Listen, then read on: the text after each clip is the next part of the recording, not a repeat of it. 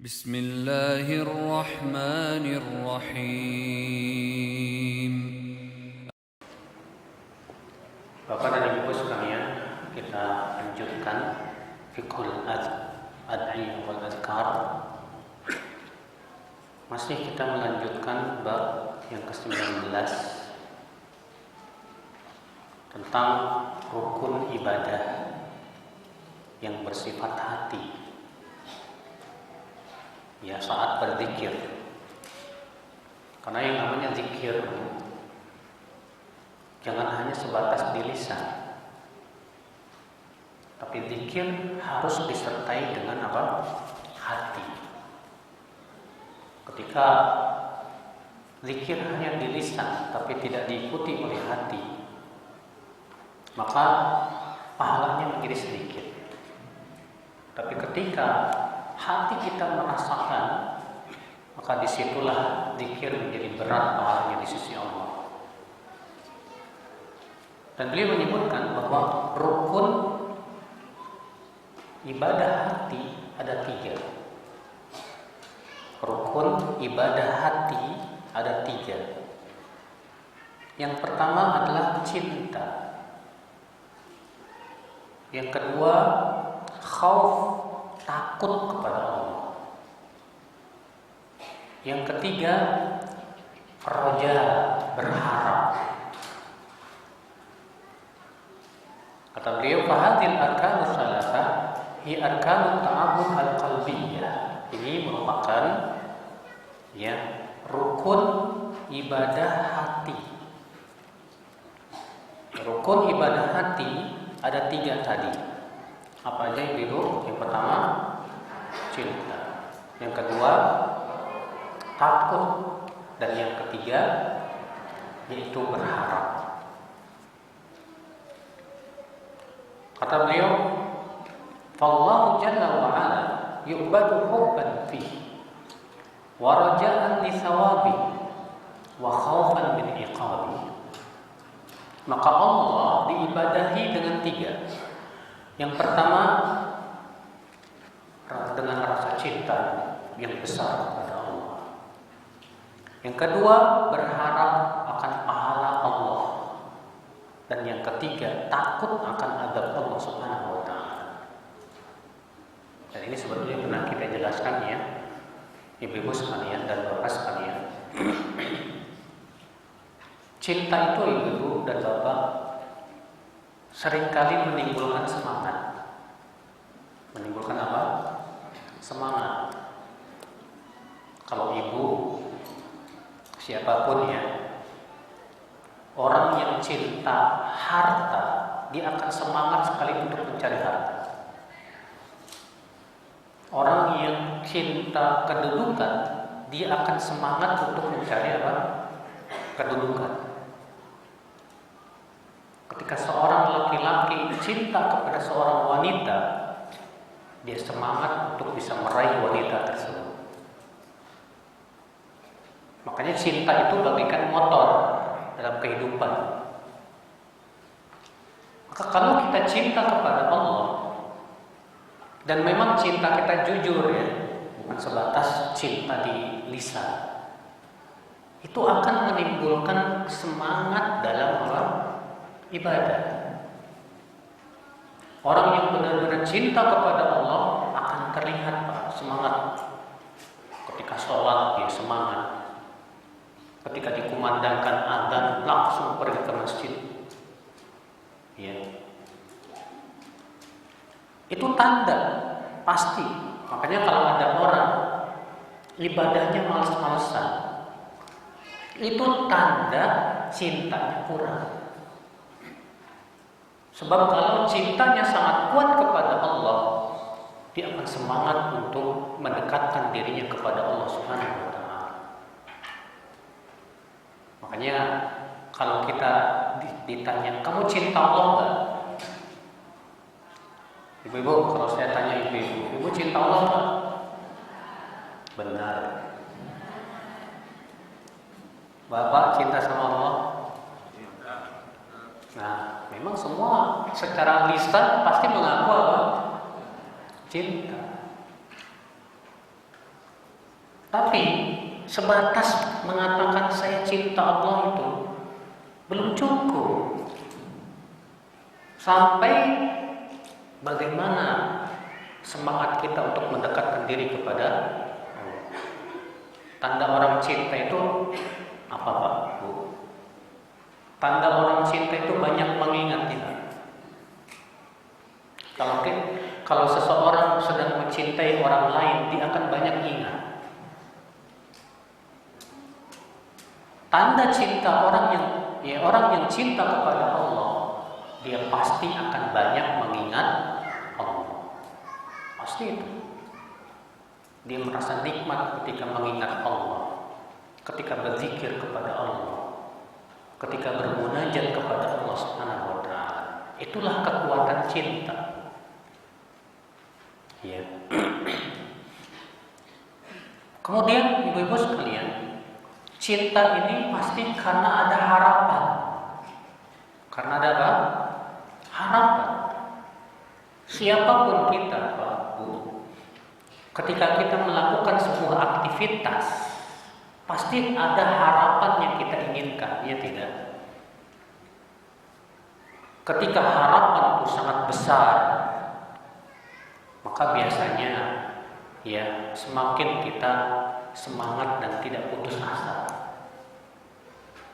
Tapi ketika harapan kita kecil, biasanya ya malas-malasan. Ini harapannya kecil, kayaknya sih kecil kemungkinan saya bisa dapat.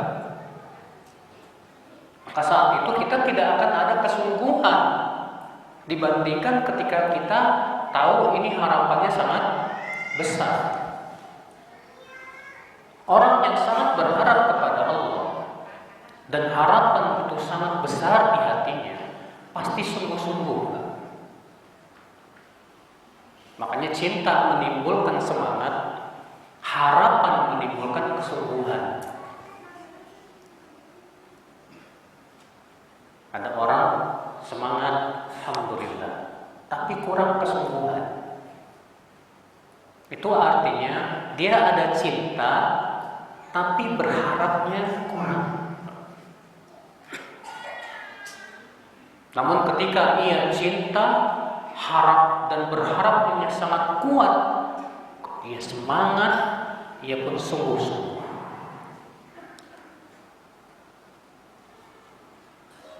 Dan ini, Pak, tidak akan sempurna kecuali dengan rasa takut kepada Allah. Kalau kita melakukan sebuah perbuatan, takut salah. Saya khawatir kalau misalnya bapak, ibu misalnya kerja di mana di pabrik ya, kerja di pabrik lah atau kerja sama orang lah. Kalau kita tidak lakukan, waduh, bisa-bisa saya takut dipecat ini. Ya. Karena ada takut dipecat inilah yang menyebabkan kita apa? Kita berusaha mengamalkannya dan tidak meninggalkannya. Takut inilah Pak yang menyebabkan kita tidak berani untuk melanggar aturannya. Tidak berani untuk melakukan larangan-larangannya. Maka penting sekali dalam ibadah itu harus ada 3 ini. Ya, cinta, berharap, dan apa? Takut. Orang yang takut kepada Allah, dia takut kalau dia tidak sholat Allah akan mengadab dirinya. Maka dia melakukan sholat. Tapi sebatas takut saja tidak cukup. Orang yang sebatas takut, dia menaati Allah hanya karena takut, bukan karena apa? Cinta. Maka ibadahnya bermasalah. Ya kayak ada kalau di Saudi, atau enggak di Saudi, banyak perempuan terkadang pakai cadar itu hanya karena takut saja. Banyak sih, enggak semuanya ada. Ya, saya pernah dulu ya pas pulang dari Saudi ke Indonesia. Di Saudi ini pakai cadar lengkap, masya Allah, rapi. Pas sampai Jakarta, loh, buka cadar, buka jilbab, rambutnya panjang, kok gini sih? Jadi dia pakai jilbab itu hanya karena apa? Takut. Ya, di saat ada kesempatan, ya, dia bisa melakukan pelanggaran itu. Akibat daripada takut saja. Makanya penting sekali di situ ada rasa cinta, berharap dan apa? Takut, penting sekali. Ikhwatul Islam, saudaraku seiman. Kemudian akhwal Islam, Syekh Abdul Razak berkata, wa a'zamu hadhil arkan ats-tsalatsa wa ajalluha wal hubb. Tiga rukun ini yang paling agung, yang paling besar itu cinta. Tiga rukun ini yang paling agung kata beliau itu cinta. Hubbullah tabaraka wa ta'ala. Itu mencintai Allah Subhanahu wa ta'ala. Alladzi huwa aslu dinil Islam wa qadruha. Di mana cinta kepada Allah inilah dasar dan bahkan pokok agama Islam. Disinilah tempat berkutatnya agama Islam. Itu kita mencintai Allah Subhanahu wa ta'ala. Para nabi dan para rasul memperkenalkan Allah kepada manusia. Tujuannya apa? Supaya kita cinta Allah. Iya. Makanya Pak, Ibu, kalau kita tadabbur alam, kita tadabbur alam. Ibu suka tadabbur alam enggak? Pergi ke tempat-tempat indah, ke gunung, ke pantai. Percuma tadabbur alam kalau tidak menimbulkan rasa cinta kepada Allah. Percuma kita tadabbur alam kalau ternyata tidak menimbulkan rasa takut kepada Allah Subhanahu wa ta'ala. Maka itu jadi sia-sia, bukan tadabbur alam lagi namanya, Pak. Cuma mau jalan-jalan doang. Cuma mau lihat-lihat keindahan. Karena kalau kita melihat keindahan ya, oh masya Allah, indah banget ya. Kita langsung mikir, penciptanya pasti maha indah. Seharusnya saat kita melihat pemandangan yang indah itu menimbulkan rasa cinta kepada Allah. Semakin kita mendekat kepada Allah. Tapi ketika kita tadabbur tidak menimbulkan itu semua, Pak, itu artinya kita belum benar cara tadabburnya. Iya. Kemudian beliau berkata, ini baru sampai sini kemarin tuh ya. Kemarin baru sampai sini. Kata beliau, wal mahabbatu manzilatun syarifatun fiha yatanafasul mutanafisun. Di mana cinta kepada Allah adalah kedudukan yang sangat mulia. Untuk inilah orang-orang berlomba-lomba itu berlomba-lomba. Wa ilaihi syammarul mutasabiqun. Untuk cinta kepada Allah lah, dan karena cinta kepada Allah lah, kita berusaha semaksimal mungkin berlomba-lomba dalam kebaikan. Semua karena ingin meraih ridha Allah. Wa yaqutul qulub wa ghidhaul arwah. Bahkan cinta kepada Allah itu, kata beliau, ya, makanan pokok hati kita. Bahkan itu gizi untuk roh kita. Kalau buat badan makanannya apa? Nasi, lauk-lauk. Itu makanan apa? Badan. Ingat, hati kita ini ada makanannya, Mas. Beliau mengingatkan bahwa makanan hati adalah cinta kepada Allah. Gizi hati itu adalah mencintai Allah Subhanahu wa taala. Wa qurratul uyun wa ruhul iman wal amal. Ia adalah penyejuk hati. Ia adalah roh iman dan amal.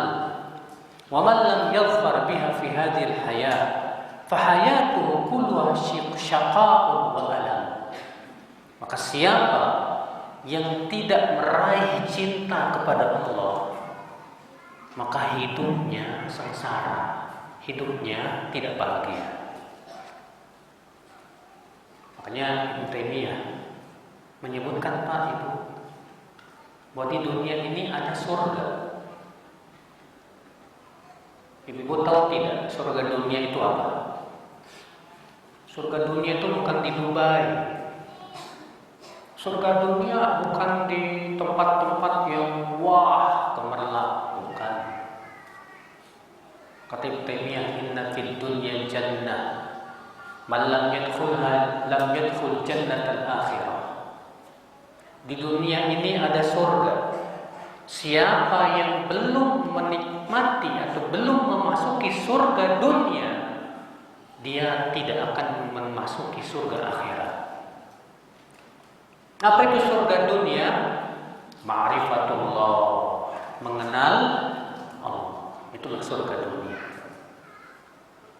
Orang yang mengenal Allah, yang tentunya pengenalan tujuannya untuk menimbulkan cinta kepada Allah, maka pada waktu itu tidak ada yang paling nikmat dalam hidupnya, Pak, dari mengingat Allah dan ibadah kepada Allah.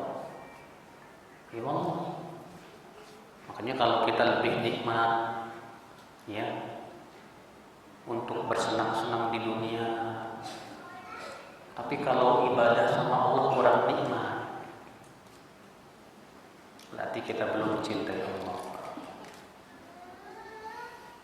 Saya mau tanya sama bapak-bapak, mana tempat yang paling bapak merasa tenang, senang, enak?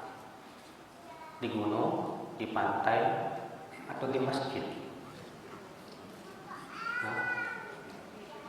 Tentu di masjid kan, harusnya. Itu secara lisan.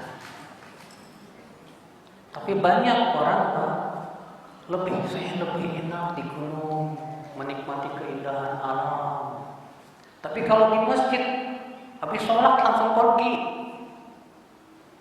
Ya, nggak mau dia duduk di masjid untuk berzikir pada Allah.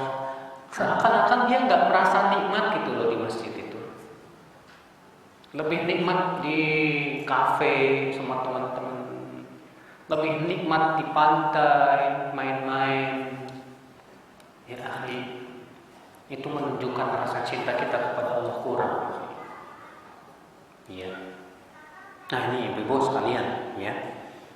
Jadi cinta itu akan cinta kepada Allah itu akan menyebabkan kita mencintai sesuatu yang dicintai oleh Allah pasti. Kita merasa nikmat dengan zikir, itu tanda kita mencintai. Kita merasa enak dengan membaca Quran, itu tanda kita cinta kepada Allah. Tapi kalau ternyata main game lebih asyik di hati kita daripada baca Quran, kurang cinta kita kepada Allah. Makanya kan cinta kepada Allah itu bisa rusak nih. Karena apa? Karena mencintai sesuatu yang lebih mengasyikkan di hati. Di zaman sekarang nih Pak, banyak sekali hal-hal yang menyebabkan cinta kita kepada Allah kurang. Ada orang nonton YouTube berjam-jam, Masya Allah. Dia nonton drama Korea sampai 2 jam habis, melopot terus. Pas baca Quran setengah lembar kayak gampang sih, nggak selesai. Ya. Kenapa bisa begitu? Ya tadi, Pak. Karena ternyata ada yang lebih mengasyikkan di hati kita dari bermunajat kepada Allah Subhanahu wa taala. Sehingga Allah cabut rasa cinta kita kepada Allah. Akibat kita penuhi hati kita dengan cinta dunia. Itu musibah Allah. Iya. Makanya ketika kita merasakan itu pas sekarang, kok saya lebih asik nonton YouTube ya, film-film daripada saya baca Quran. Ucapkan inna lillahi wa inna ilaihi raji'un. Wallahi musibah. Kemudian beliau menyebutkan 10 sebab yang menyebabkan munculnya cinta. Apa saja yang menyebabkan munculnya cinta? Waqad dzakara al-Imam Ibnu Qayyim asbaban 'azimatan jalibatan lil mahabbah. Al-Imam Ibnu Qayyim telah menyebutkan sebab-sebab yang agung yang bisa mendatangkan cinta. Ya, cinta kepada Allah maksudnya ya. Kata Al-Imam Ibnu Qayyim, innal asbabal jalibata lil mahabbati asyara. Sesungguhnya sebab yang bisa mendatangkan cinta kepada Allah 10. Ada 10. Ini buat mereka yang ingin mencintai Allah, perhatikan 10 perkara ini. Iya. Yang pertama, qiraatul Quran bitadabburi wattafahumi lima'anihi wa ma'urida bihi, yaitu membaca Al-Quran. Tapi kayak gimana? Dengan tadabbur dan memahami makna-maknanya. Nah, ini yang akan bisa menimbulkan cinta. Adapun cuma baca Quran doang, nggak paham maknanya, tidak. Iya. Ada seorang yang masya Allah sebulan bisa khatam 2 kali, Pak. Wah, baca Quran 1 hari 2 juz. Iya, bagus. Dan itu sangat mempengaruhi hati. Tapi kalau sebatas baca, nggak paham, tidak tadabbur, maka biasanya pengaruhnya ke hati pun kurang. Tapi ketika kita baca Quran, ambil Al-Quran terjemah misalnya. Setelah kita baca 1 ayat, kita lihat terjemahannya.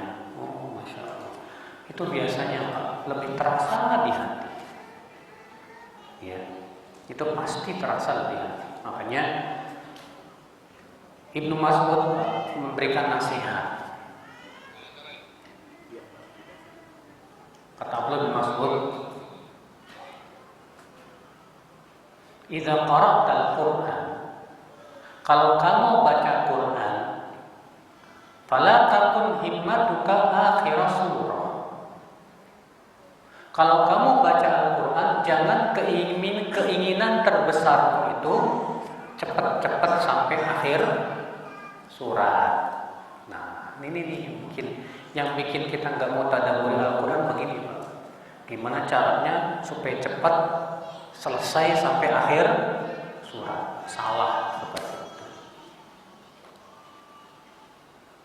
Tapi hendaklah keinginan kita ketika baca Quran memahami betul ayat-ayat Al-Quran. Itu yang harus kita inginkan. Apa sih makna ayat ini? Kita baca, Masya Allah. Bahkan kita beli kitab tafsir. Kita baca tafsir para ulama tentang ayat ini, Masya Allah. Sehingga kita betul-betul paham tentang ayat ini. Ini Pak, lebih baik daripada Bapak baca Quran 1 juz tapi nggak paham. Betul. Karena itu lebih bermanfaat untuk hati kita.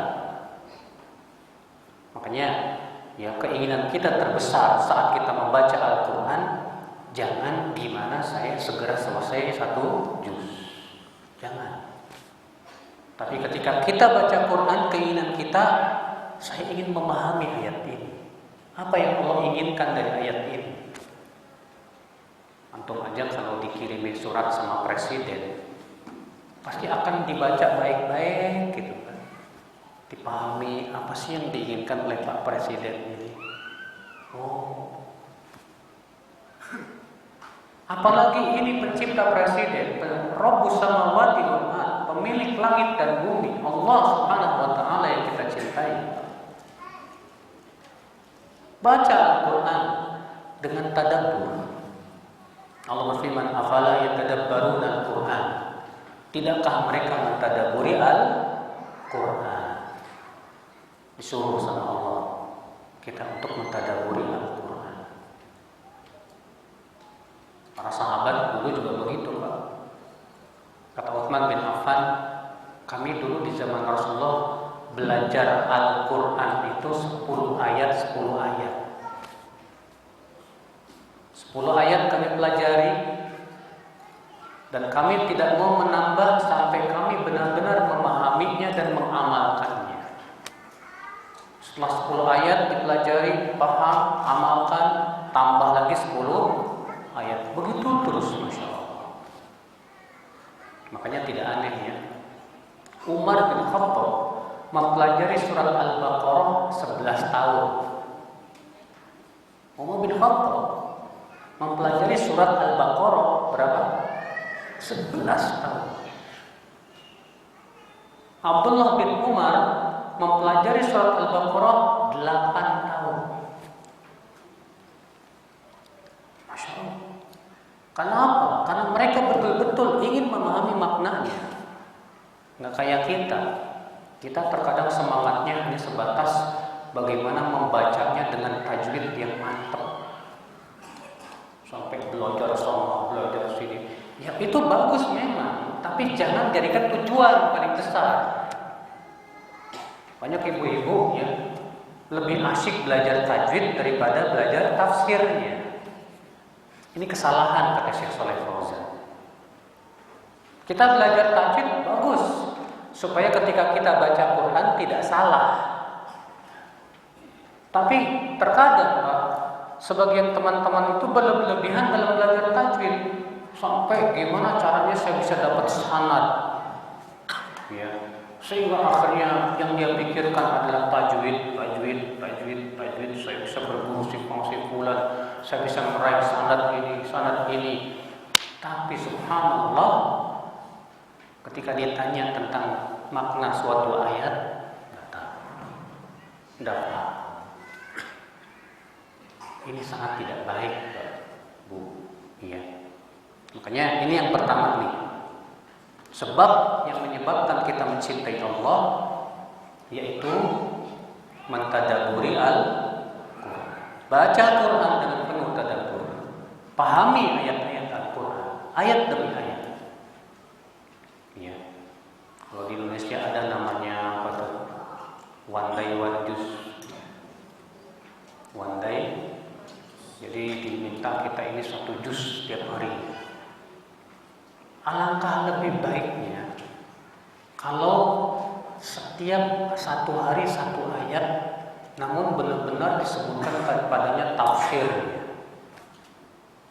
Dibimbing oleh seorang guru 1 hari 1 ayat, tapi guru ini menyebutkan tentang tafsirnya. Dipahamkan betul-betul tentang ayat ini. Sehingga apa? Sehingga manfaatnya jauh lebih besar Pak, daripada sebatas 1 hari 1 juz, 1 hari 1 juz, tapi tidak pernah paham. Ya. Nah, saudaraku seiman, rahimani wa rahimakumullah jami'an. Jadi ini yang pertama, sebab yang menyebabkan kita bisa mencintai Allah yaitu apa? Membaca Al-Quran dengan tadabbur dan memahaminya. Ya. Yang kedua, as-tsani, agar kita bisa mencintai Allah, at-taqarrub ila Allah bin nawafil ba'dal faraid. Mendekatkan diri kepada Allah dengan menjaga salat-salat sunnah, ibadah-ibadah yang sunnah. Ya. Salat sunnah ya. sunnah rawatib itu sangat dianjurkan oleh Rasulullah SAW. Man hafadha ala isnatai asyrata rakaat, kata Rasulullah. Siapa yang bisa menjaga betul-betul 12 rakaat, maka akan dibangunkan untuk dia sebuah rumah di surga. Membangun rumah di surga nggak perlu cari duit banyak. Beda dengan di dunia, ibu mau beli rumah harus punya fulus, punya duit. Tapi untuk membangun rumah di surga dengan amal, kata Rasulullah, siapa yang menjaga 12 rakaat sehari semalam akan dibangunkan untuk dia sebuah rumah di mana? Di surga. Yang pertama 2 rakaat sebelum subuh. Yang kedua 4 rakaat sebelum zuhur. Kemudian 2 rakaat setelah zuhur. 2 rakaat setelah maghrib. 2 rakaat setelah isya. Masya Allah. Ya. Demikian pula sholat tahajudnya jangan lupa. Sholat duha, boleh nggak sholat duha didawamkan? Pendapat yang rajih boleh. Buktinya Nabi SAW menganjurkan Abu Hurairah jangan tinggalkan 2 rakaat duha setiap hari. Kalaulah mendawamkan sholat duha itu tidak boleh, tentu Nabi tidak akan memberikan wasiat seperti itu kepada sahabatnya. Dawamkan, gak masalah. Tiap hari sholat duha 2 rakaat, alhamdulillah. Ya.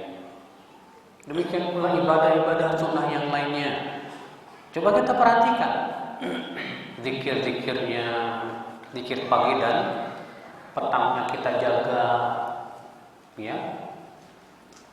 Demikian pula zikir-zikir yang berhubungan dengan kehidupan sehari-hari. Ya, zikir ketika masuk rumah, ketika keluar rumah, zikir ketika naik kendaraan, zikir ketika safar, ketika pulang safar. Ini semua perkara-perkara yang sifatnya sunnah yang dicintai oleh Allah Subhanahu wa Ta'ala. Kalau kita jaga ini, insya Allah itu yang akan menimbulkan rasa cinta kepada Allah Subhanahu wa Ta'ala. Iya. Namun terkadang Pak, kita ini suka terkena pemikiran yang nyeleneh. Apa katanya? Sunnah ini, sunnah kan kalau ditinggalin nggak berdosa. Gara-gara ini akhirnya kita apa? Kita tinggalkan yang sunnah. Ini jelas nggak benar, Pak. Ya. Asalis yang ketiga, sebab yang ketiga yang bisa menimbulkan cinta kepada Allah, musyahadatu birrihi wa ihsanihi wa ni'amihi adh-dhahirati wal batinah. Menyaksikan kebaikan Allah, ya, nikmat-nikmatnya yang lahir maupun yang batin. Ibu kita ini, Bapak, disuruh sama Allah supaya banyak mengingat nikmat. Jangan banyak mengingat musibah. Kalau kita seringnya mengingat musibah, kita bakalan jadi hamba yang tidak bersyukur sama Allah. Tapi ketika kita banyak mengingat nikmat, insya Allah itu yang menyebabkan kita mencintai Allah. Makanya Allah menyuruh, Allah berfirman, ya ayyuhalladzina amanu wadhkuru ni'matallahi 'alaikum. Hai orang-orang yang beriman, ingatlah nikmat-nikmat Allah kepada kalian. Lihat, kita disuruh mengingat nikmat apa? Masalahnya Pak, begini Pak, Bu. Kita ini karena sudah terbiasa dengan nikmat, jadi kita nggak ngerasa itu nikmat itu, Pak. Kita udah biasa di rumah, Masya Allah, ada makanan, minuman, tiap hari makan. Banyak di antara kita nggak ngerasa itu nikmat gitu. Iya. Kita bisa menghirup oksigen, alhamdulillah. Banyak di antara kita nggak ngerasa itu apa? Nikmat. Makanya saudaraku seiman, ketika kita mengingat nikmat-nikmat Allah ini, Masya Allah, Alhamdulillah, saya masih diberikan kesehatan sama Allah. Makanya Pak, kalau Bapak pergi ke rumah sakit, Bapak akan mengelus dada, Alhamdulillah, saya masih dikasih kesehatan. Di rumah sakit ada orang yang kena kanker, kena kolesterol, kena diabetes, kena, wah Masya Allah, kita Alhamdulillah masih bisa jalan, masih bisa menghirup udara enak, bisa datang ke pengajian. Allah ya Pak, coba ingat deh nikmat ini besar ya, Bapak dan Ibu sekalian. Ketika kita makan, coba ingat deh, ini pemberian dari Allah, nikmat. Banyak di luar sana orang-orang miskin buat makan sehari aja susah. Ya, kita bisa makan sehari bisa bahkan 5 kali bisa. Bahkan kita bisa kuliner, ya, di restoran-restoran enak. Coba lihat orang-orang susah, orang-orang miskin, boro-boro mau makan ayam aja nggak bisa. Cuma masalahnya kita ini selalu melihatnya ke atas saja, nggak pernah melihat yang kemana, yang ke bawah. Jadinya kita nggak syukur nikmat. Ibu-ibu kalau gaulnya sama orang kaya, ya, akhirnya ibu melihat teman ibu punya mobil, ibu cuma motor. Teman ibu, waduh rumahnya gedung, saya cuma ya segini. Saya yakin kalau begini ibu nggak akan bersyukur. Akhirnya ibu akan protes sama Allah. Ya Allah, kenapa teman saya itu mereka dikasih kenikmatan saya enggak? Jangan Bu, coba ibu sekali-kali datangi perumahan kumuh. Ya. Coba ibu sekali-kali gaul sama orang-orang miskin, orang-orang yang susah hidupnya. Rasakan bagaimana kehidupan mereka yang pahit, yang keras, yang susah. Dengan cara seperti itu kita akan ingat akan nikmat Allah Subhanahu wa taala. Iya. Saya dulu pernah ke Gorontalo, bertemu dengan bupatinya Gorontalo, dan dia Masya Allah dulu itu dia punya program bawahannya itu diwajibkan tinggal di rumah orang yang miskin. Iya, saya lupa namanya, beliau sudah meninggal dunia. Di mana beliau itu beliau cerita ke saya itu Ustadz, saya suruh bawahan saya, kamu pergi ke rumah si Anu tuh, dia miskin banget, tidur semalam sana, rasakan bagaimana hidupnya orang miskin itu. Dan ini subhanallah kata dia efektif Ustadz, sehingga akhirnya bawahan saya jadi rajin sedekah. Ya rajin apa? Sedekah. Kenapa? Setelah mereka melihat sampai di antara orang miskin itu Pak Bu, sampai saking nggak punya duit buat beli nasi, makannya apa? Dedaunan. Makan dedaunan. Kita enak masih bisa beli nasi, bahkan bisa beli hamburger. Udah gitu dikasih sakit sedikit langsung ngambek sama Allah. Iya. Nggak terima dengan takdir Allah Subhanahu wa taala. Ngeri kita ya Pak. Makanya kita ini seringnya masuk dalam firman Allah, innal insana li rabbih lakanud. Tahu gak kanut? Kanut itu kata Imam Al-Hasan Al-Basri, orang yang melupakan nikmat-nikmat Allah dan suka menghitung-hitung musibah. Yang diingat cuma musibah aja, nggak diingat nikmat yang Allah berikan kepada dia. Ya, ini salah. Kemudian sebab selanjutnya yang keberapa sekarang? Hah? Oh, saya lompat. Iya, selanjutnya itu dawamu dzikri ala kulli halin bil lisan. Lisan kita selalu berzikir. Ini udah ya? Hah? Belum. Lisan kita selalu zikir. Selalu berzikir. Subhanallah, alhamdulillah, la ilaha illallah, Allahu akbar, subhanallah, alhamdulillah, la ilaha illallah.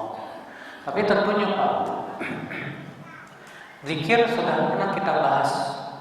Zikir itu terkadang dengan lisan, terkadang dengan hati, terkadang dengan perbuatan.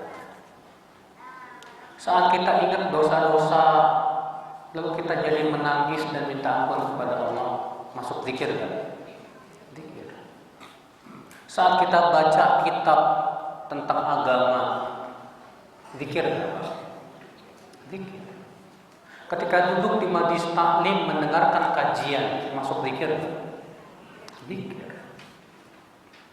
Jadi kita jangan menganggap zikir itu sebatas subhanallah, alhamdulillah, la ilaha illallah, Allahu akbar. Tapi zikir itu bermacam-macam. Alhamdulillah. Maka kita usahakan Pak Ibu selalu mengingat Allah. Iya. Kita bertemu ibu-ibu, bapak-bapak bertemu sama teman. Seringnya sih obrolannya pasti masalah apa? Dunia. Nah ini musibah. Majelis yang kosong dari zikir, kata Rasulullah SAW, itu majelis yang sama atau bahkan lebih buruk daripada bangkai keledai. Kata Rasulullah SAW, ya qaumun majlisan la yadhkuruna Allah ta'ala fi illa qamu ala misli jifati himar. Tidaklah suatu kaum duduk di suatu tempat duduk dan dia tidak berzikir kepada Allah di tempat duduk itu, di majelis itu, kecuali dia bangkit dari majelis itu dalam keadaan seperti bangkai keledai. Majelis ngopi, Bapak mungkin senang ngopi. Memang kalau sambil ngopi ngobrol asik banget tuh. Ya, kita sambil bikin ngopi, ya. Terus kita ngumpul, wah asik deh Pak. Tapi banyak di antara kita terkadang majelis ngopinya itu bukan ngomongin tentang din, tentang dakwah. Tidak ada isinya zikir kepada Allah Subhanahu wa ta'ala. Cuma ngomongin tentang mobil, ngomongin poligami, ngomongin tentang dunia aja semua sudah. Wallahi Pak, majelis kayak ginian ini gak disukai oleh Allah. Iya. Kita bangkit dari majelis itu kata Rasulullah SAW seperti apa tadi? Bangkai keledai. Antum kalau duduk di samping antum ada bangkai keledai mau nggak? Bau busuk, mengerikan saudaraku sekalian. Iya. Nah ini. Kemudian yang kelima. Yang kelima yaitu izar mahabbihi ala mahabbika inda ghalabatil hawa. Ini yang susah nih. Lebih mendahulukan cinta Allah daripada cinta kita, terutama terhadap syahwat dan hawa nafsu. Ya. Seringkali kita diuji cinta kita kepada Allah ketika syahwat menggebu-gebu, ya sendirian, nggak ada yang lihat. Nggak ada CCTV, nggak ada yang merhatiin. Banyak di antara kita Pak Bu berani membuka situs-situs porno. Ya. Akhirnya kita lebih mendahulukan syahwat kita daripada apa? Allah Subhanahu wa taala. Bahkan banyak di antara kita bapak dan ibu-ibu lebih takut sama CCTV daripada sama Allah. Ya enggak? Kalau ada CCTV, CCTV ini takut ah. Tapi kalau nggak ada CCTV, kayak tenang aja. Nggak sadar kalau Allah melihat kita. Ya. Banyak tuh. Kita aja kalau jangan jauh-jauh lah ya. Kalau kita naik mobil nih Pak, nggak ada polisi ya, main melanggar. Iya. Polisi nggak lihat Pak, tapi Allah kan lihat. Dan kita banyak menganggap remeh soal itu. Iya. Saudaraku seiman, rahimani wa rahimakumullah jami'an. Nih. Jadi jangan sampai hawa nafsu kita kedepankan sehingga mengakibatkan Allah murka kepada kita. Karena orang yang lebih mengedepankan hawa nafsu dan syahwatnya dicabut biasanya, dikurangi sama Allah rasa cintanya kepada Allah. Pasti itu Pak. Iya, gak mungkin orang yang suka berzina dikatakan dia cinta kepada Allah, belum tentu. Sebab kalau dia cinta kepada Allah, dia akan tinggalkan apa? Zina.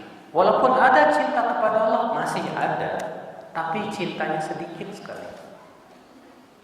Iya. Kemudian yang keenam, mutala'atul qalbi li asma'i wa sifati wa musyahadatiha. Itu senantiasa mempelajari nama-nama Allah dan sifat-sifatnya. Pelajari nama-nama Allah, pelajari sifat-sifat Allah.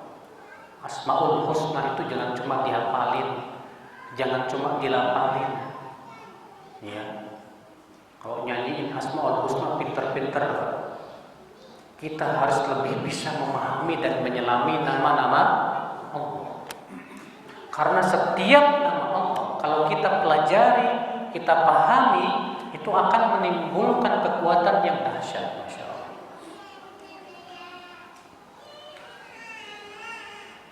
Ibu-ibu dan bapak sekalian, ya. Kemudian yang keberapa? Ketujuh, inkisarul qalbi baina yadayhi. Hati kita pasrah di hadapan Allah. Ketika kita sedang bermunajat kepada Allah, kita pasrahkan hati kita kepada Allah. Penuh kekhusyuan di hati kita. Maka ini biasanya akan menimbulkan rasa cinta kepada Allah. Yang kedelapan, al-khalwah waqtan nuzulil ilahi. Bermunajat di saat Allah turun ke langit dunia. Kapan Allah turun ke langit dunia, Pak? Pada sepertiga malam berakhir. Demikian dikabarkan oleh Rasulullah SAW. Allah Rasul sabda, yanzilu rabbuna ila sama'i dunya. Tuhan kita Allah turun ke langit dunia pada sepertiga malam terakhir. Dan jangan ditolak pakai akal. Sebagian orang nolak, Pak. Kalau Allah turun sepertiga malam terakhir, yang namanya sepertiga malam kan ada terus. Di sini sepertiga malam nih. Setelah ini selesai, sebelah sana sepertiga malam. Berarti Allah di langit dunia terus dong. Atau gimana nih? Kita katakan, akhi, otak kamu tuh punya keterbatasan.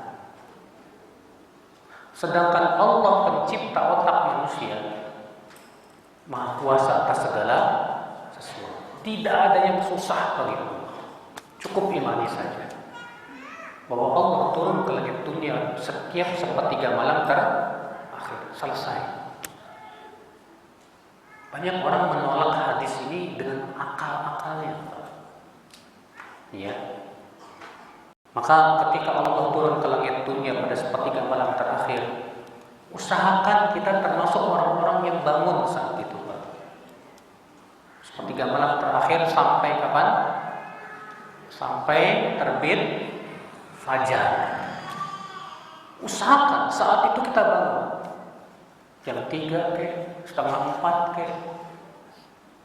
Kita sholat, bermunajat, baca Quran. Maka itu Masya Allah lebih terasa di hati. Allah mengatakan inna nasyi'atal lail hiya asyaddu waqta. Sesungguhnya ibadah di waktu malam itu lebih mengesankan hati, lebih kokoh di hati. Makanya siapapun Anda yang senang tahajud, Anda akan merasakan kenikmatan saat tahajud. Iya, nikmat berdua-duaan saat sepertiga malam terakhir itu. Kemudian yang ke-9, mujalasatu al-muhibbin as-sadiqin, yaitu duduk ya, dengan orang-orang yang soleh, yang mencintai Allah. Kalau kita duduk sama orang itu, tandanya kita selalu ingat akhirat. Adapun kalau kita duduk sama teman, malah kita cinta dunia, ini pertanda teman yang tidak baik.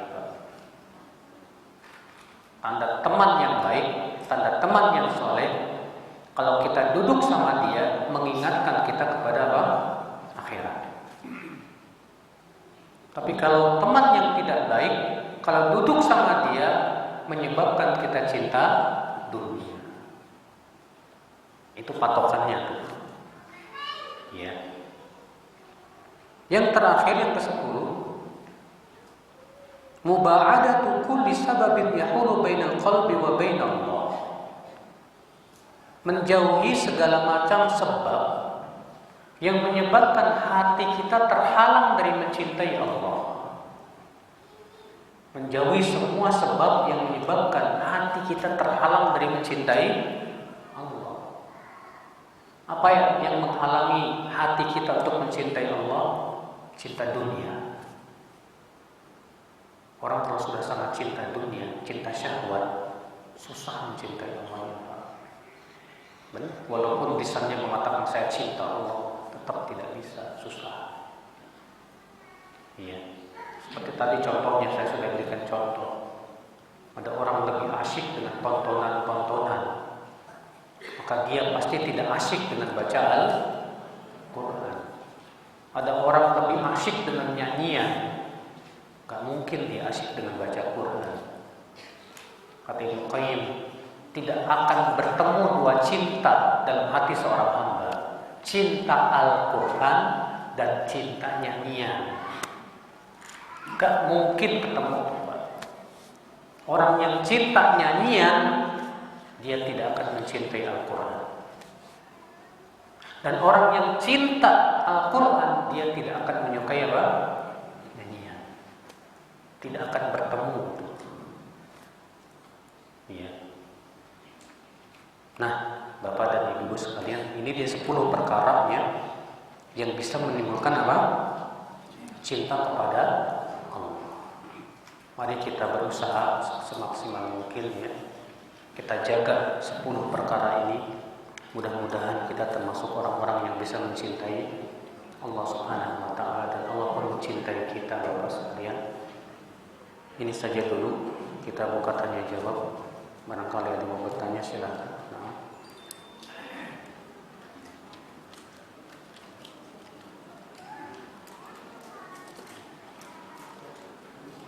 Baik Ustaz, ada pertanyaan. Pertama,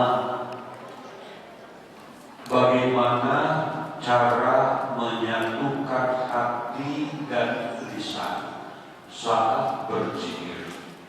Sedangkan berzikir harus dilakukan dalam setiap aktivitas yang kita pikirkan. Pak, kalau kita sedang fokus mengerjakan sesuatu, fokuslah dengan sesuatu itu. Contoh, Bapak sedang fokus mengerjakan sebuah gambar rumah, karena Bapak seorang arsitek misalnya. Ya. Maka fokus aja. Kalau kita niatkan itu untuk mencari nafkah, kalau niatkan itu untuk membantu kaum muslimin, pahala. Tidak mungkin bisa disatukan. Kita fokus bikin sambil subhanallah, alhamdulillah, sulit sekali. Ya. Kalau bapak ibu lagi makan, fokuslah makan dulu. Gak mungkin kita sambil makan subhanallah, alhamdulillah, sulit. Maka kalau memang itu aktivitas yang butuh kepada apa? Keseriusan, ya, fokus, maka lakukanlah perkara tersebut dengan sebaik-baiknya. Karena itu pun termasuk sebab datangnya cinta Allah. Rasulullah bersabda, "Innallaha yuhibbu al-'abda idza 'amila 'amalan an yuqtina." Allah itu suka, cinta kepada seorang hamba kalau ia melakukan sebuah pekerjaan, dia lakukan pekerjaan itu sebaik mungkin. Ya. Jadi kalau misalnya Bapak lagi kerja di kantor dan butuh kepada fokus pikiran untuk ya mengerjakan itu, kerjakan aja Pak, secara profesional. Karena cara seperti inilah kita bisa dicintai oleh Allah Subhanahu wa Ta'ala. Ya. Nah ini Bapak dan Ibu sekalian. Jadi nggak tercela kita nggak bisa fokus ketika zikir. Justru ketika kita zikir dan fokus dan akhirnya melalaikan kewajiban, salah. Kita harus bisa menilai loh Pak Bu, mana yang wajib, mana yang apa? Sunnah. Jangan sampai kewajiban dilalaikan demi mengejar yang apa? Yang sunnah, salah. Ya. Nah ini Bapak Ibu. Baik, selanjutnya, jika kita duduk di majelis yang tidak berzikir kepada Allah Ta'ala, misalnya tadi dikatakan majelis ngopi, apakah majelis ngopi tersebut dimasukkan dalam dosa? Sementara yang dibicarakan masalah dunia yang baik-baik saja, tidak berbicara hal yang bersifat maksiat. Syukran. Bicara yang baik-baik tentang dunia ini tentang apa sih? Kalau maksudnya adalah untuk memperbaiki kehidupan dunia, misalnya bicara tentang bagaimana supaya bisnis kita maju, bicara misalnya bagaimana caranya supaya ya kita mobilnya lagi mogok nih bisa beres lagi, problematika yang memang yang berhubungan dengan kemaslahatan dunia, itu baik. Itu apa? Baik. Ya. Namun apa susahnya untuk diselingi dengan zikir? Ketika kita berbicara tentang dunia sama teman-teman majelis ngopi itu, apa susahnya kita selingi dengan mengatakan subhanallah, alhamdulillah, la ilaha illallah. Ya. Nah ini kita harus lihat Pak. Kalau misalnya kita ngobrol, duduk majelis ngopi, tapi sambil rapat membicarakan tentang ya yang ada di perusahaan kita misalnya, sehingga kita butuh pada fokus untuk menyelesaikan permasalahan itu, lakukan itu, maka itu kebaikan dan itu tidak masuk di dalam hadis tadi. Kenapa? Justru kita disuruh untuk melakukan pekerjaan itu sebaik-baik mungkin. Adapun ketika kita nyantai, ngopi sama teman ngomongin tentang dunia, ngalor ngidul, tapi nggak ada zikirnya kepada Allah, itu yang dimaksud oleh Rasulullah. Walaupun nggak ngomongin maksiat, walaupun nggak memikirkan ngomongin maksiat, tapi apakah majelis ngopi seperti ini maksiat? Tidak. Tapi tetap itu akan jadi penyesalan pada hari kiamat. Sebagian ulama mengatakan dosa, sebagian lagi mengatakan tidak, itu mubah, cuma kerugian. Cuma apa? Kerugian. Kita waktu ngobrol sama teman kalau ngidul ternyata tidak dapat pahala sama sekali. Iya, tidak mengingat Allah. Nah, ini jadi yang lebih bagus, Pak. Majelis ngopi kita ini diselingi dengan apa? Zikir. Iya. Masalah itu sesuatu yang bagus. Ya. Karena majelis yang kosong dari zikir tadi akan menjadi penyesalan nanti pada hari kiamat. Nah,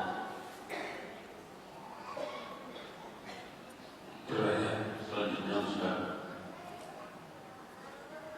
Bagi wanita, ini di luar tema, bagi wanita lebih baik sholat di rumah dibanding masjid.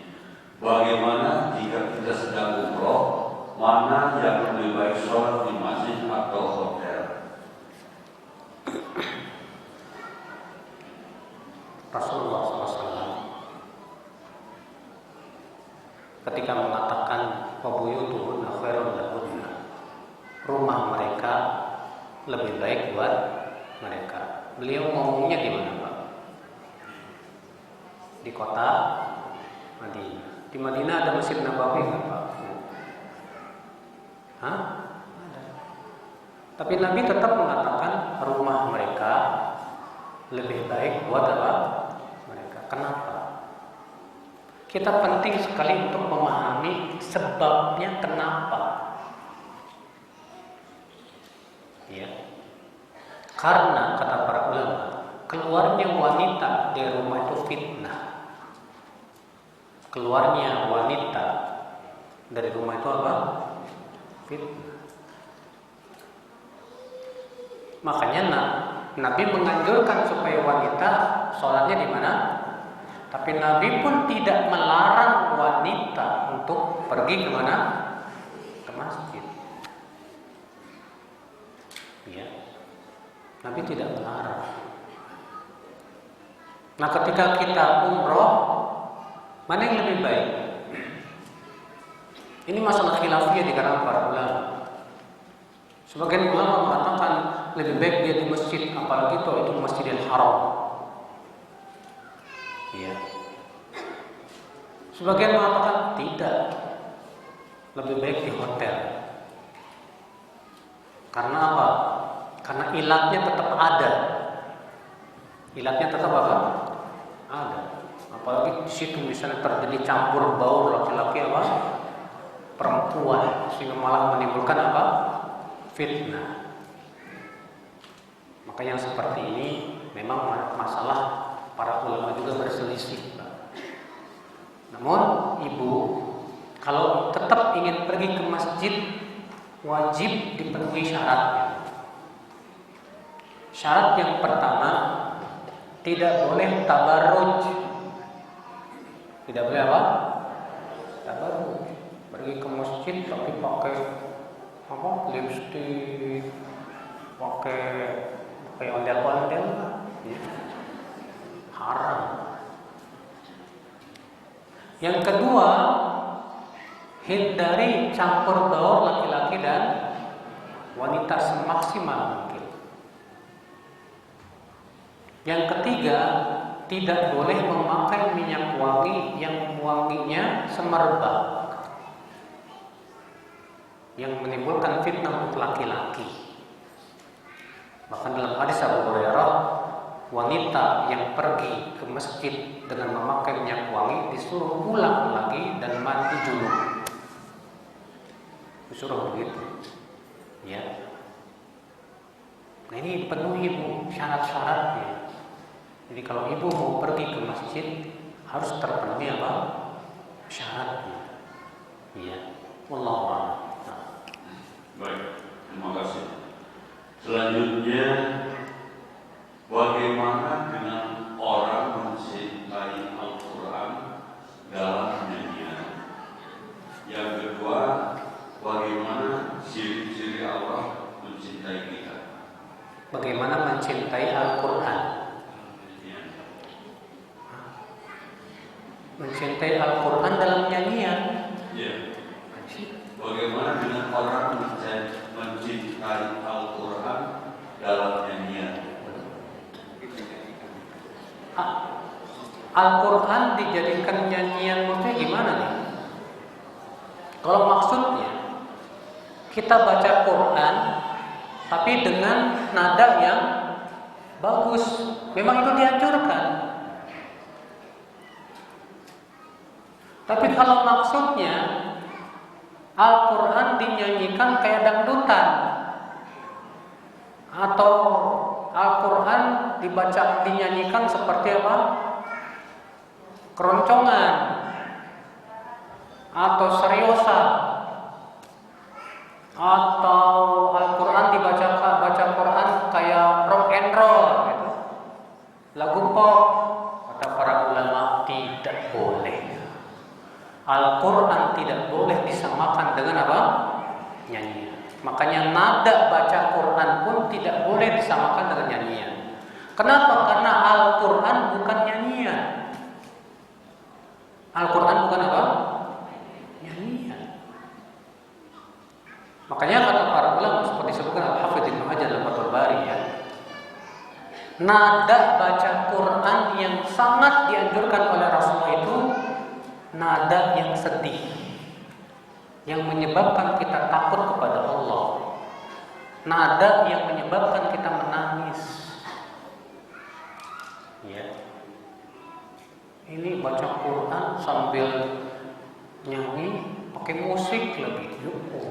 Ini namanya mencampur baurkan antara yang hak dengan yang batin. Allah firman, wala talbisul haqqa bil batil. Jangan kamu campur baurkan antara yang hak dengan yang batil. Al-Quran saja. Tujuan kita baca Quran kan supaya menimbulkan rasa cinta kepada Allah. Kita baca Quran bukan supaya kita senang nyanyian, bukan. Supaya kita takut kepada Allah, supaya kita ingat kepada kehidupan akhirat.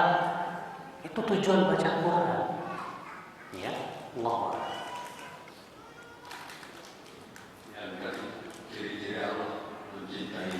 Apa ciri Allah mencintai kita? Pertama, cirinya adalah Allah jadikan kita senang mengingat Allah. Yang kedua, Allah berikan kekuatan untuk menaatinya, menjalankan perintahnya dan menjauhi apa? Larangannya. Yang ketiga, Allah jadikan kita untuk memahami agamanya. Ya, kita senang mempelajari tentang ilmu agama, tentang din. Ini dia ciri orang-orang yang dicintai oleh Allah Subhanahu wa Ta'ala.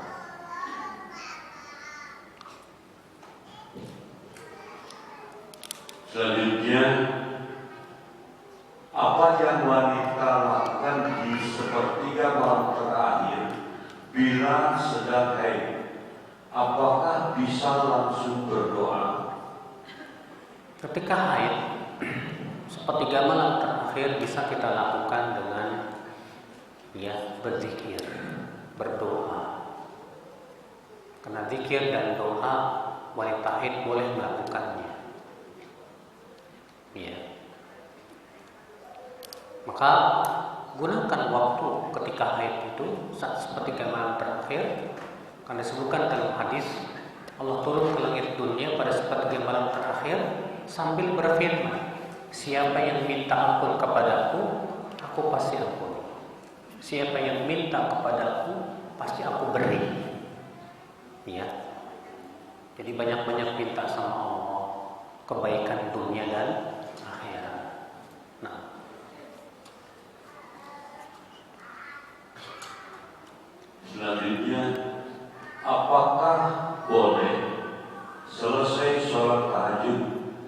tidak sholat witir lagi karena sudah dikerjakan selesai sholat isya seperti sabda Rasulullah SAW. Ini sebuah kesalahan, Pak Bu. Bagi mereka yang yakin tahajud, jangan witir sebelum tidur, jangan. Anjuran Nabi buat mereka yang witir sebelum tidur itu khusus untuk orang yang khawatir tidak bisa witir di akhir malam. Adapun orang yang yakin bisa witir di akhir malam, maka yang lebih utama witir di akhir. Makanya Rasulullah bersabda, "Ij'alu akhir salatikum bil-laili witra." Jadikan akhir salat malam kalian itu witir.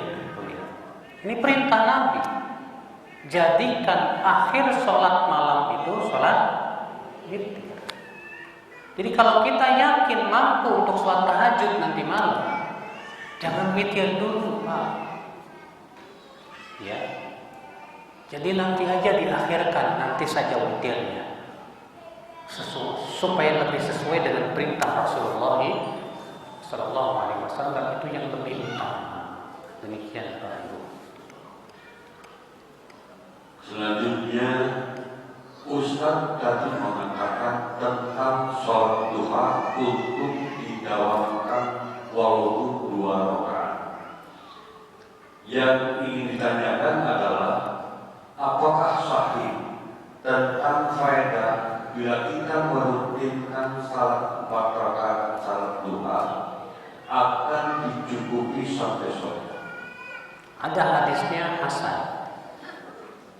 Wa Nabi sallallahu alaihi wasallam bersabda, "Man shalla arba'a raka'atin fi awwalin nahar, ya,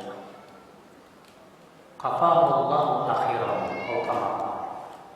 Siapa yang sholat 4 rakaat di awal hari, Allah akan cukupi kebutuhannya di akhir hari. Namun para ulama berbeda pendapat tentang 4 rakaat ini. Sebagian ulama mengatakan bahwa 4 rakaat ini adalah qabliyah subuh dan sholat subuh. Sebagian lagi mengatakan bahwa yang dimaksud dengan 4 rakaat ini 4 rakaat duha. Ya, ini masalah perselisihan para ulama dalam menafsirkan makna 4 rakaat tadi. Jadi gimana tuh? Mana yang paling kuat? Kalau kita amalkan dua-duanya lebih baik. Kalau dua-duanya kita amalkan, kita pasti dapat dua-duanya. Demikian. Allah. Selanjutnya masih ada ingin bertanya, yang sahih zikir sesudah sholat pada saat membaca surat Al-Ikhlas, Al-Falaq dan An-Nas dibaca sekali saja atau 3 kali pada waktu selesai maghrib dan subuh? Saya belum menemukan riwayat 3 kali. Yang 3 kali itu zikir pagi dan petang. Adapun setelah sholat yang saya temukan hanya sekali saja. Jadi kalau untuk setiap sholat apapun, maka baca Qul huwallahu ahad 3 kali, Qul falaq 3 kali, dan An-Nas Al-Ikhlas sekali, Al-Falaq sekali, dan An-Nas sekali. Allahu a'lam. Nah. Jadi terakhir, Ustaz, pertanyaan terakhir, pandangan terakhir, apakah sholat tahajud harus tidur dulu baru bangun seperti malam atau boleh tidak tidur langsung tahajud? Tidak disyaratkan harus tidur dulu. Namun kalau kita tidur dulu, itu lebih sesuai dengan sunnah Rasulullah. Karena disebutkan dalam hadis Aisyah, Rasulullah SAW tidur di awal malam, bangun di sepertiga malam. Berarti kalau kita ingin sesuai dengan sunnah, hendaknya tidur dulu. Ya. Masih ada satu lagi yang kita lewatkan.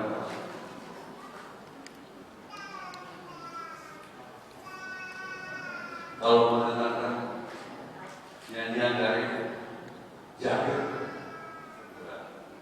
Apa?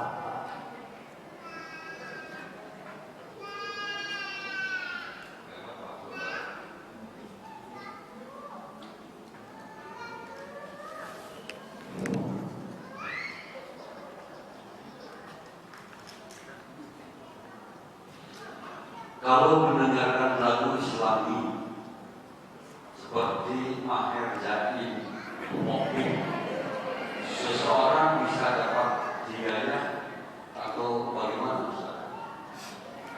Bu, Pak, saya ingin membawakan perkataan Imam Syafi'i ini. Kenal nggak Imam Syafi'i? Kenal? Oke. Kata Imam Syafi'i, taraktu bi Baghdad ma yusammuna bil takbir yasudduna nas an qiraatil Quran. Aku tinggalkan kota Baghdad dalam keadaan di sana ada yang disebut dengan takbir. Dengan takbir itu mereka menghalang-halangi manusia dari membaca Al-Quran.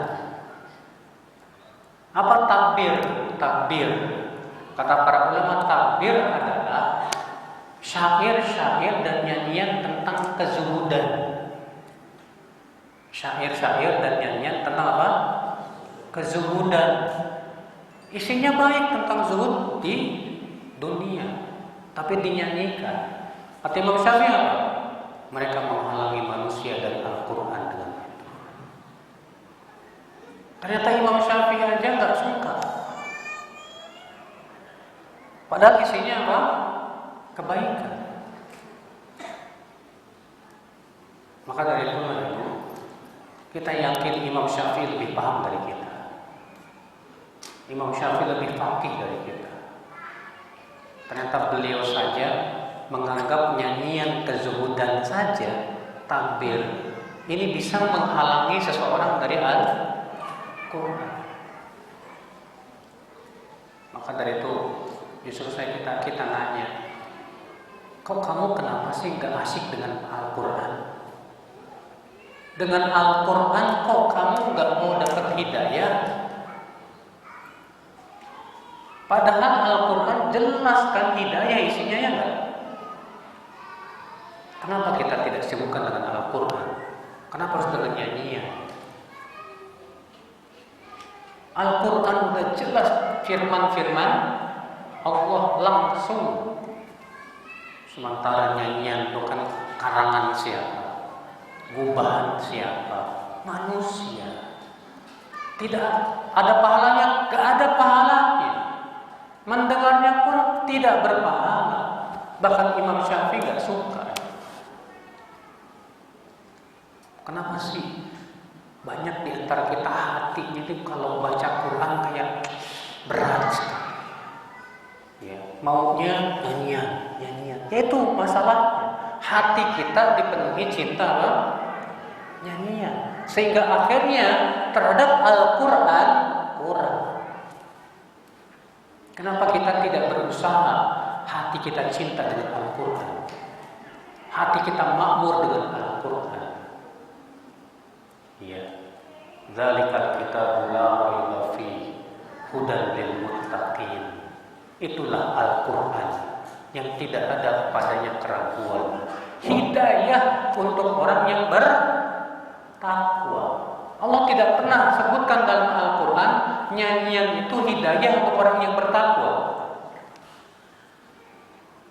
Bahkan Allah mencela para penyanyi dalam Al-Quran dalam surat Asy-Syu'ara. Wasyu'ara'u yattabi'uhumul ghawun.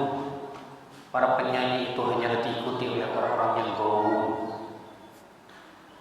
Ada enggak Pak? di majelis nyanyi yang duduk para ulama. Aib, Pak. Tapi kalau di majelis Al-Quran duduk orang-orang salihin, para ulama, orang-orang yang bertakwa di majelis Al-Quran. Ya, fitrah kita saja bisa merasakan sebetulnya.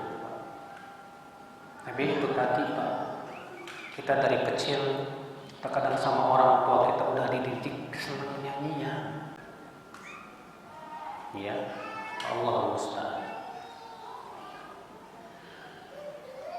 Ustaz, secara dalil syar'i, apakah jika sholat witir harus didahului dengan sholat tahajud terlebih dahulu?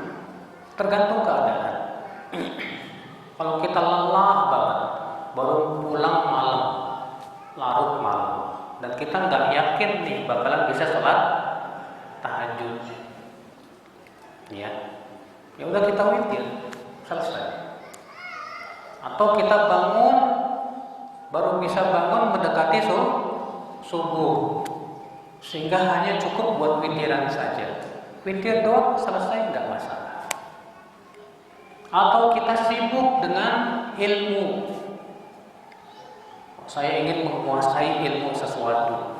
Akhirnya malam bangun cuma witir doang, setelah itu nuntut ilmu, nggak masalah, silakan. Ya, tergantung keadaannya. Allah a'lam. Baik. Ya, semoga yang disampaikan bermanfaat Pak Ibu, bisa kita amalkan. Yang benar semuanya dari Allah, yang salah itu dari kekurangan ilmu saya. Dan subhanallah bihamdik, asyhadu an la ilaha illa anta astaghfiruka wa atubu ilaik. Wassalamualaikum